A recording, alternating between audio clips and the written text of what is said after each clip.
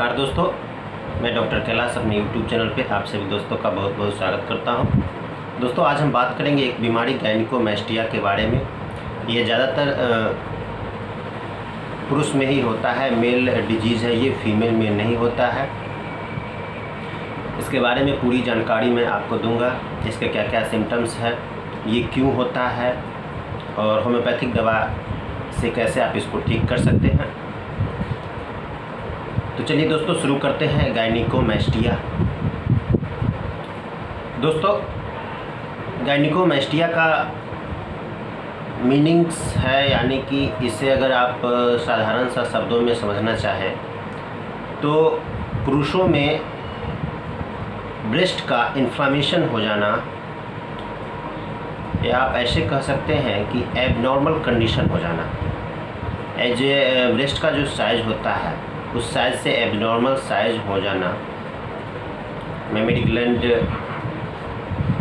का बढ़ जाना, उसमें लिम्फ नोड्स आ जाते हैं, उसमें स्वेलिंग आ जाती है और वो अपनी साइज से एबनॉर्मल हो जाता है, खासकर पुरुषों में ही।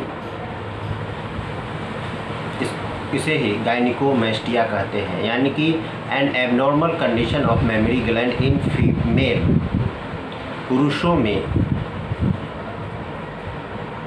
स्तन की वृद्धि हो जाना, असाधारण वृद्धि हो जाना ही गायनिकोमेस्टिया कहलाता है। दोस्तों ये किन पर्सन को ज़्यादा होता है? तो दोस्तों ये जो न्यूबॉर्न बेबी है, इन्फेंट है, उसे भी होता है।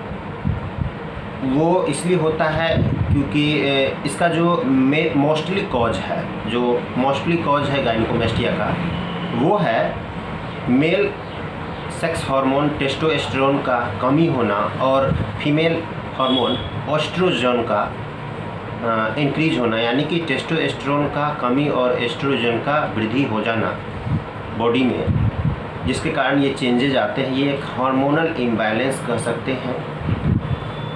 न्यूबॉर्न बेबी में जब वो दूध पीता है तो मदर्स मिल्क के साथ साथ एस्ट्रोजन उसके बॉडी में पहुंचता है, जिसके कारण अगर एस्ट्रोजन उसके बॉडी में ज़्यादा चला गया और टेस्टोस्टेरोन अगर कम बन रहा है तो उसे ये गायनिकोमेस्टिया की प्रॉब्लम्स हो जाती है।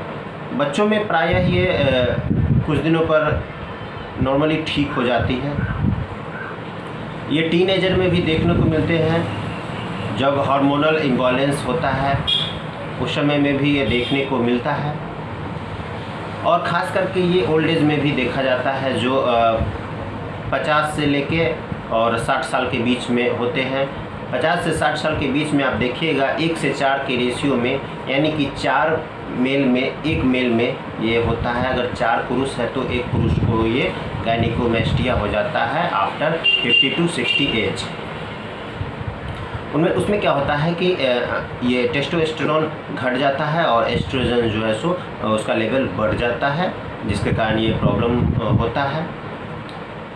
दोस्तों इसके और भी बहुत सारे कारण हैं, जैसे अगर आपको अल्कोहल का सेवन अगर आप करते हैं तो अल्कोहल के सेवन से भी टेस्टोस्टेरोन का लेवल घटता है, उससे भी ये प्रॉब्लम देखने को मिलता है।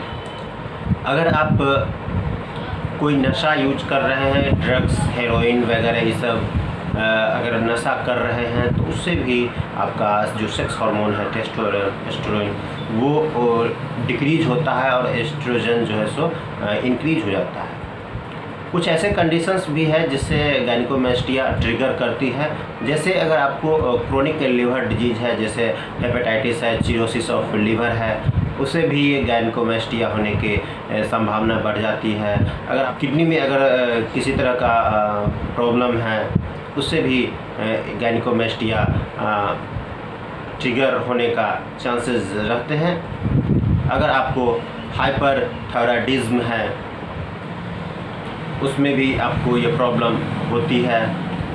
एक कंडीशन होता है स्यूडो गायनिकोमेस्टिया, यानी कि स्यूडो गायनिकोमेस्टिया में होता है कि अगर आपका ओबेसिटी आता है अगर आप मोटापे हो जाते हैं, जिससे आपके ब्रेस्ट जो है सो साइज बढ़ जाता है, लगता है कि ये गायनिकोमेस्टिया के लक्षण हैं, लेकिन ऐसा होता नहीं है। लेकिन कुछ चांसेस ऐसे हैं कि ओबेसिटी होने के कारण, मोटापा होने के कारण ये ट्रिगर करता है। कुछ फैक्टर ऐसे भी है जिसमें टेस्टोस्टेरोन घटता है, जो जेनेटिक होता है। एक कंडीशन आती है क्लाइनफेल्टर सिंड्रोम, जिसमें ये जेनेटिक बीमारी है, जिससे टेस्टोस्टेरोन का लेवल घट जाता है, इससे भी ये होता है।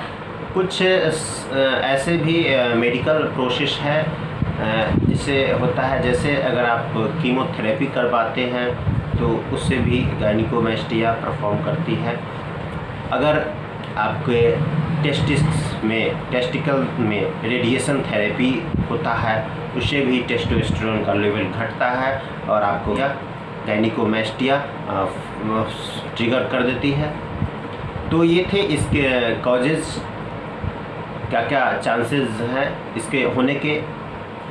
अब मैं इसके कुछ सिम्टम्स बता देता हूँ।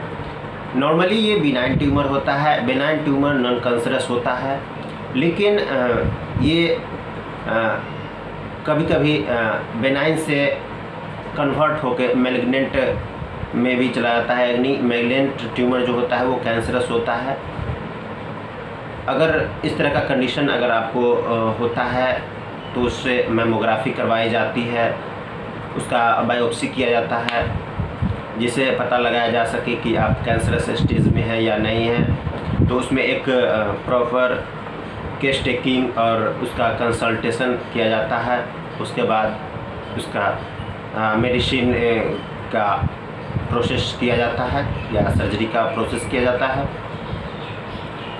अगर ये बेनाइन ट्यूमर है, अगर बेनाइन कंडीशन में है, तो होम्योपैथी इसके लिए बहुत अच्छी दवा है। सबसे पहले इसके सिम्टम्स के बारे में बात कर लेते हैं, उसके बाद होम्योपैथिक दवाओं के बारे में मैं आपको बताऊंगा।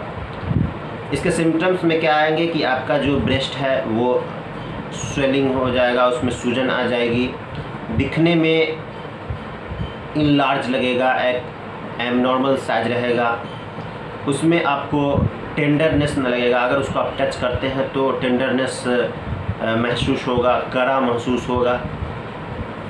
उसमें पेन नहीं रहता है, लेकिन समटाइम्स पेन भी हो जाता है, और कभी कभी ऐसा भी होता है कि आपके ब्रेस्ट से, आपके निपल में से डिस्चार्ज होने लगते हैं, एक या दोनों में से डिस्चार्ज होने लगते हैं, निपल में से डिस्चार्ज होने लगता है, वाटरी डिस्चार्ज होता है। कुछ ऐसे भी कारण हैं जिससे आपको फीवर भी आती है, आपको दर्द इतना ज़्यादा रहता है कि आप टच नहीं कर सकते हैं। इस तरह के कंडीशन भी, सिम्टम्स भी देखने को मिलते हैं। अगर इसमें आपको समझ में नहीं आ रहा है कि ये डॉक्टर से कब मिले, जब आपको कुछ सिम्टम्स आने लगे, जैसे इनलार्जमेंट हो जाए, स्वेलिंग हो जाए, पेन हो जाए, डिस्चार्ज होने लगे, तो आप डॉक्टर से मिल सकते हैं। इसमें बेनाइन कंडीशन में आप होम्योपैथिक दवा यूज कर सकते हैं, लेकिन मैग्नेंसी में ये डिपेंड करता है आपके केस टेकिंग, आपके कंसल्टेशन पे। तो होम्योपैथिक दवा किस तरह यूज की जाती है, उसके लिए आप एक अच्छे होम्योपैथिक चिकित्सक से संपर्क कर सकते हैं, या मेरे से अगर अपॉइंटमेंट लेना चाहते हैं या मुझसे इलाज करवाना चाहते हैं तो मेरे व्हाट्सएप नंबर 9534496107 पे कांटेक्ट करके आप मुझसे सलाह परामर्श ले सकते हैं। दोस्तों, इसमें कुछ होम्योपैथिक दवाएं अच्छी वर्क करती है, जिसके बारे में मैं बता देता हूँ। अगर इसमें पेन है, टेंडरनेस है, छूने में दर्द है, कड़ा है, पत्थर के जैसा महसूस हो रहा है, तो उसके लिए कोनियम मैकुलेटम 30 पोटेंसी 4 गोली सुबह दोपहर शाम 1 से 2 महीने तक ले, ये बिल्कुल अपने साइज को घट जाएगी और बिल्कुल आप नॉर्मल कंडीशन में आ जाएगा। अगर आप मोटे हैं, ओबेसिटी है, थुलथुलापन है, दिखने में गोरे हैं, तो उसके लिए कैलकरिया कार्ब है। कैलकरिया कार्ब 30 पोटेंसी 4 गोली सुबह दोपहर शाम 1 से 2 महीने तक ले, ये बिल्कुल ठीक हो जाएगा। इसमें फाइटोलक्का भी अच्छी वर्क करती है। फाइटोलक्का में भी पेन रहता है, इनलार्जमेंट रहती है, बोथ साइड में, दोनों मेमोरी ग्लैंड में भी ये वर्क अच्छी करती है। ये नॉन कैंसरस में भी वर्क करती है और कैंसरस में भी वर्क करती है। फाइटोलक्का 30 पोटेंसी को आप 4 गोली सुबह दोपहर शाम ले सकते हैं। इसमें आप बेलाडोना भी यूज कर सकते हैं, ब्रोनिया एल्वा भी यूज कर सकते हैं, बेराइटा कार्ब भी यूज कर सकते हैं, आयोडम भी यूज कर सकते हैं, मर्कसॉल भी यूज कर सकते हैं। यानी कि बहुत सारे होम्योपैथिक दवाएं ऐसे हैं जिससे आपको गायनेकोमेस्टिया से निजात दिला सकती हैं। डिपेंड करता है कि आप एक अच्छे होम्योपैथिक चिकित्सक से ट्रीटमेंट लें। आपको सेल्फ मेडिकेशन नहीं करना है, यानी कि खुद से ट्रीटमेंट नहीं करना है। होम्योपैथिक मेडिसिन सेल्फ ट्रीटमेंट के लिए नहीं होती है। ये कॉन्स्टिट्यूशनल बेस पे और केस टेकिंग के हिसाब से आपके सिम्टम्स के अकॉर्डिंग यूज की जाती है। इसलिए जब कभी भी आप दवा लें तो एक अच्छे होम्योपैथिक चिकित्सक के संपर्क से लें। तो दोस्तों ये थे गायनेकोमेस्टिया के बारे में जानकारी। मैं उम्मीद करता हूं कि ये वीडियो आपको पसंद आया होगा। दोस्तों ये वीडियो अगर पसंद आया होगा तो इस वीडियो को लाइक करें, सब्सक्राइब करें और बेल बटन को ज़रूर से ज़रूर प्रेस कर दें ताकि नई नई वीडियो का नोटिफिकेशन आप तक पहुंचता रहे। जब भी मैं कोई वीडियो डालूं तो आप तक ये नोटिफिकेशन पहुंचे और इसके बारे में आप जानकारी लें। तो दोस्तों इसी के साथ मैं आपसे विदा लेता हूं। कल मैं फिर मिलूँगा एक नई बीमारी के साथ चर्चा करते हुए। तब तक के लिए खुश रहिए, स्वस्थ रहिए। मेरा वीडियो देखने के लिए बहुत बहुत धन्यवाद।